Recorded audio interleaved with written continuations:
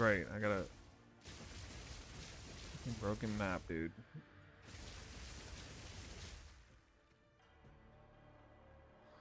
Shit, I better be fast on this.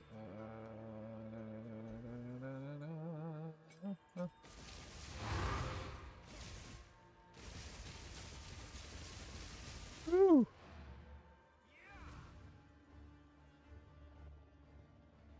Man, being melee is hard. Hey guys, what's up? It's New. We are back again. I've had several of you request another update to some of the recent additions, changes that I've made to the high-end attribute stacking, crit stacking, rarity stacking, Flicker Invoker Monk. While I'm always on the quest to make Flicker Strike really work for this build, it does seem to go against the grain a little bit since Tempest Flurry is so high performing by itself, but I think I've definitely unlocked something good here to make Flicker Strike a great addition to helping overcome some of the weaknesses of pure Tempest Flurry gameplay. But as you can see, it's way faster than it was before. That's because of the addition of the Morior Invictus chest, 25% increased attributes on top of Astramentus, of course. And we've also put Charge Staff back into the build, which is going to make a bunch of you happy because I think a lot of you didn't really like that potential change. And I played without Charge Staff for a few days, but I'm glad I posed a question because one of you in particular came up with a pretty good solution for that. We'll talk about that.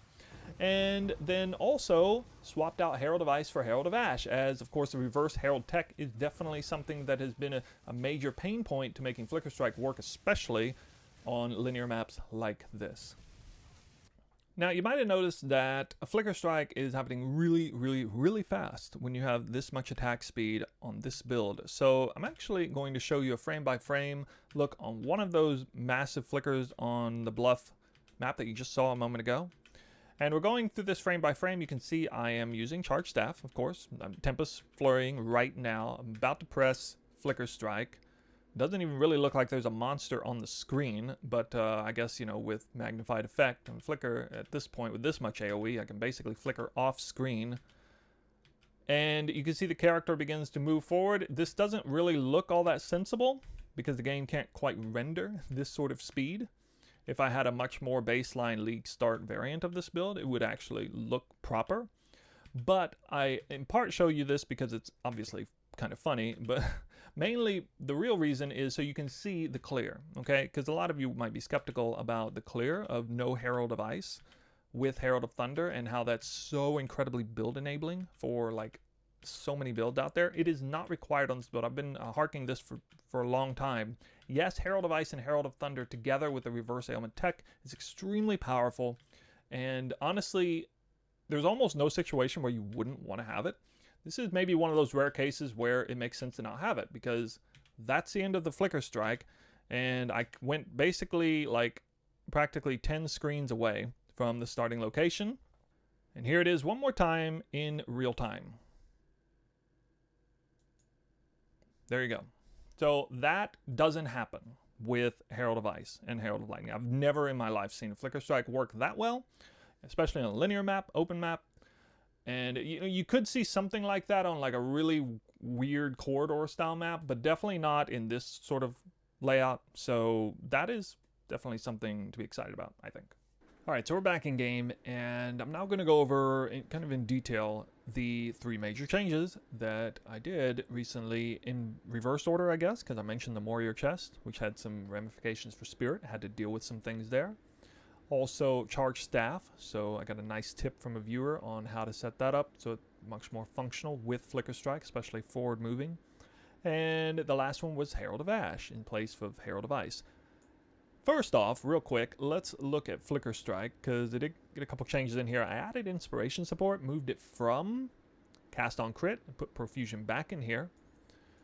And so the reason for this is because I'm using it more often now. I've actually got to a place where I can kind of halfway spam it in maps. Like I can hold right click and use Flicker Strike, and that's definitely mana intensive. And for a second there I was running with a lower level Flicker Strike. You can go all the way down to level 13, which makes you do about 30 or 40% less damage, which again at this level maybe doesn't matter a whole lot, but it might matter a lot for your mana situation. I've decided to go back up to 20 now. I use my Melting Maelstrom Flask occasionally in maps, but not a big deal. Otherwise, everything else is the same. So the gem that got removed out was Momentum. So Momentum, you're going to see it in Charge Staff in a minute. First, we'll start with the Herald. So Herald of Thunder is still looking pretty much the same. You might as well go ahead and freeze enemies if you can. It's really not a bad idea to do that. We can't shock anyway, so I mean, one ailment's better than none, and it makes Ice Bite extremely reliable in maps. Innervate, not so much. Okay, Innervate was in Herald of Ice, and those two pairings were incredibly reliable. Innervate in Herald of Thunder doesn't work quite so well because it itself cannot shock, and then it doesn't even necessarily kill enemies when it hits. But with persistent support, now it's roughly 6 seconds, so the uptime is pretty good. In maps, you're Herald of Thundering a ton of stuff. You're shocking with Charge Staff or, Flicker Strike. So with the 6 second uptime, it's pretty good, pretty reliable. I think you'll see in maps. Long Shot, this is the only real major flex slot now. I don't really care that much about the damage of Herald of Thunder. It'd be nice to, again, make Herald of, or Innervate a higher uptime, but again, it can't shock itself, and there's only so many things we can do. I think this is probably the best Link setup here. Herald of Ash is now in place for Herald of Ice, so we don't have that side of the reverse ailment tech in here. Not going to be shocking enemies with Herald of Ash, obviously. There's really not many things we can use here. Fire Mastery is a big one. Swift Affliction and Fast Forward might surprise you a little here, but the reason is because Herald of Ash does not scale its damage in conventional ways. Percent increased fire damage, for example, does not increase the damage of Herald of Ash. It does a very specific number of damage based on the overkill of a nearby enemy killed, and so you can scale it instead by simply reducing the duration. It does the same amount of damage in less time, effectively increasing the damage over time. But it will still not kill something instantly in front of me multiple screens away, thus breaking the chain of flickers. So this works out really nicely. They aren't extremely effective, but I think together they're pretty good. And I don't believe that the Swift Affliction's top side 35% more non-ailment damage over time does anything here. And the reason is because it says non-ailment, and Ignite is an ailment. In PoE1 that would count because it's not technically Ignite, but in this game it is Ignite. And so Herald of Ash is pretty good there. I'm going to put that back in. And there have been times when I've played without it activated, and I do think at the super, super high-end in-game, maybe even Herald of Ash isn't necessary, which would bring back in a Breach Ring, a Mirror Tier Breach Ring with Calandra's Touch or something. That remains to be seen, but might be a viable way to approach the super end-game setup. Next up, we'll look at Charge Staff. All right, so Charge Staff has Concentrated Effect now. So I got a pretty good tip from a viewer to move Concentrated Effect into Charge Staff. I kind of brushed it off initially. I didn't think there was any way that would have a major impact on the beam or whatever, but it actually does. You can see from the replays earlier, it really does shorten the length of it. The front end of the video wasn't just for fun. I mean, I showed you the difference between Magnified Effect and Concentrated Effect in Charge Staff. You saw a huge difference there, right? And so you can still flicker forward because you can practically outrun the beam anyway with this kind of movement speed. Rising Tempest is still good. It doesn't get any impact from Herald of Ash, I don't think, but it does through Eye of Winter is still a skill that is used as a cold skill. So we got Lightning and Cold in the build as skills actually used. Momentum is now here. Now Momentum, 2 meters, guys. This is 2 meters, all right? That's me tapping right click. That's 2 meters.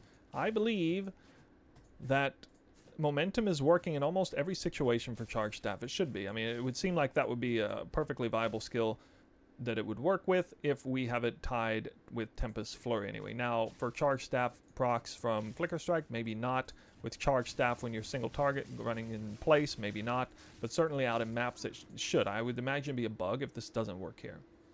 Overcharge and Coursing Current are really good ways to just force shocks. I actually have a lot of shock. I have about 80% shock effect on this build. Another sort of secret of mine that is scaling the damage up higher. I might make a video on that specifically later. Coursing Current is cool because you shock an enemy at range with Charge Staff or any other, well, yeah, actually in this case it has to be Charge Staff. It will shock nearby enemies, which means when nearby enemies get heralded down, maybe they're shocked as well, which means Innervate's going to have higher uptime. And then if more enemies that get shocked, more likely that it's spreading through Eye of the Thunder, through shocked ground. So that's all really nice. Not going to add anything. Single target. You might use something else there. But yeah, that's in there. On a side point, I did drop like Rage, Forge, and for Execute in the bell. Just felt like maybe it really wasn't worth dumping Rage in that way. Kind of a side point. And then the last thing is the chest. All right, so Morior Invictus is a chest that has way less evasion and energy shield than a conventional chest I've been using. And for the sake of Lead Me Through Grace, this might not make much sense to you, because why would you sacrifice so much of that? Isn't that like one of the major points? One of the major selling points to Monk is Lead Me Through Grace, not having to get Spirit on gear. Well, I'm here to tell you that that stipulation only applies to explicits and implicit corruptions and things like that. It doesn't actually apply to these sort of specialized ways to get Spirit on gear, or especially jewels. The plus 10 to Spirit per socketed rune or soul core does in fact work here, and it's not the only place it works. It works also over here on Against the Darkness. Okay, for the plus 12 Spirit, I actually have 6 different notables allocated in here at this time, so that's 60, but the conventional setup, the max roll will have 3, and so with 3 of those, that'd be 36 plus 50 here. That's more than enough Spirit to make up for even the best chests in the game. I currently have 297 Spirit. More than enough. If for some reason you were a little short, you can always drop 1 or more of these 3, perhaps all 3. And while this super endgame version would feature a 1 with nothing jewel with resonance, so you can get 6 notables, especially if you have 1 anointed, and then that would allow you to drop this chest for the far more expensive one with all elemental ailments, which has better stat allocation than Spirit in this case.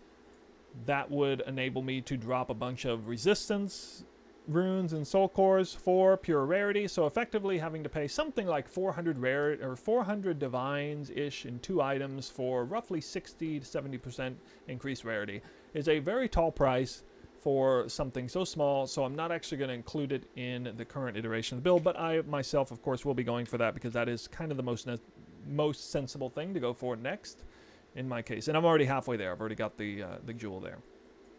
So that is the Morior Invictus chest, 25% increased attributes after you already have Astramentus. Very important after.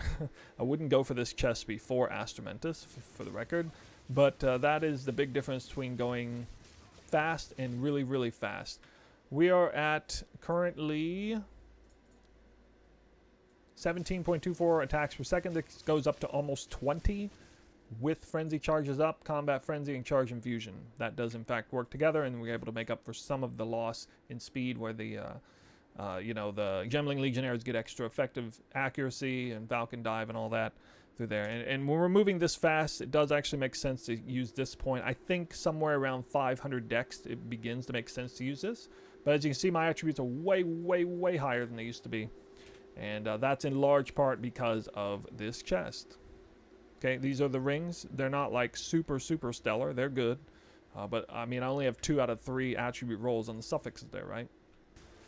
Okay, we bring you to Hidden Grotto. Not everybody's favorite map. Not a terrible one, not a great one, but very difficult to just purely Tempest Flurry. And I kind of want to show you the complement of Flicker Strike with Tempest Flurry. You're going to see me be able to get around this area much better than normal.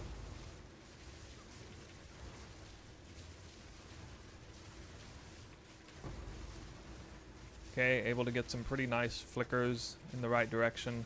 Pretty much just able to actually Tempest Flurry and then right-click Flicker Strike whenever I want.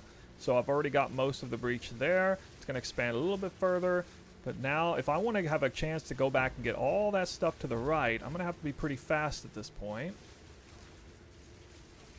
And there it is. All right, I mean, look at that. That's like a last-second amazing flicker. And I mean, my goodness, I might even come back and get a little more of this. Yeah, it's closing at that time. Yeah, but hopefully you can kind of see how the complement is there. It's nice to have both. You would not be able to navigate through that breach that quickly with only Tempest Flurry, and you would not be able to do it as quickly with only Flicker Strike, because you would not be, jogging as fast either. So it's nice to have both, I think. Hopefully that can kind of just showcase you. Every single breach looks something like that. Just really able to get from one end to the other, half clear it, and then leave a bunch of monsters alive on one other side, where at the end you're just able to just, especially right there at the very end, able to get that last second Flicker Strike in to clear out maximum area. And that's it. All right, so I just wanted to show you all that. I'm going to get out of this map. I'm done with the video. And that's all I got. So those are the 3 big changes. Again, Morior Invictus chest, moving faster, a lot more like a Gemling Legionnaire, especially with the Tempest Flurry going fast. Then the Charge Staff, which again made a lot of people happy to bring that back in a sensible way, practically outrunning the beams, still able to flicker forward while just holding right click. And then Herald of Ash, which may or may not actually be necessary, but certainly helps provide a little extra clear on the back end when you drop the incredibly potent reverse Herald tech, which I think is actually not all that necessary at this crazy high level of gameplay. And getting coolest, smoothest, fastest, just rips through maps, amazing for breaches, complete overkill on like Expedition and Ritual. Like it doesn't even really shine on those. It's definitely a breach monster build, of course. So I'd be curious to see if you guys had any other tips, any other suggestions, or what you in general think of this setup. It is definitely a bit different and more potent, I think, than the previous setup. I have things listed in the max roll guide. Yeah, just a last second look. You can see everything is here. It's not the Resonance Keystone setup, so that's not there, but this is all the late in game CI crit attribute stack, all content stuff. I got all the links set up the way that I just had them in this showcase, with gear set up the same way. Apparently there's an error. I can't actually remove the mana per socket, rune core, soul core, but I mean basically it's all set up. It's all right there, and hopefully that makes sense to you guys. Guys, that's it for me. I hope you enjoyed the video. Thank you for watching. We'll see you in another one.